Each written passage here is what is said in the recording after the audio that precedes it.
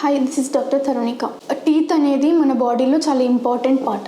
దాన్ని మెయింటైన్ చేయకుండా చాలా ఇగ్నోర్ చేస్తాము అంటిల్ అది మనకి ప్రాబ్లం ఇచ్చేంత వరకు.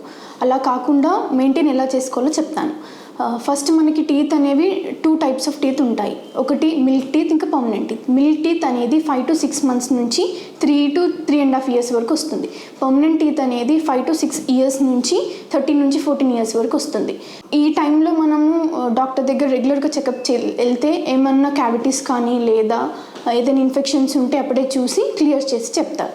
లేదు మనం దానికంటే ముందు ఎలా మెయింటైన్ చేయాలి అంటే రోజు మార్నింగ్ ఇంకా ఈవినింగ్ 2 times బ్రష్ చేయాలి.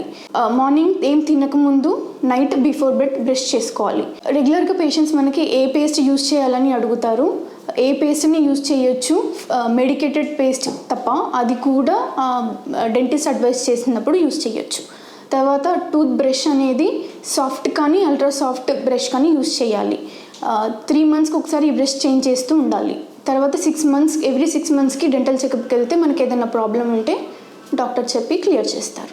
డెంటల్ క్రౌన్స్ మెయింటెనెన్స్ అంటే డెంటల్ క్రౌన్స్ పెట్టిన తర్వాత ఎలా మెయింటైన్ చేయాలి అంటే స్టిక్కీ ఫుడ్ అవాయిడ్ చేయాలి.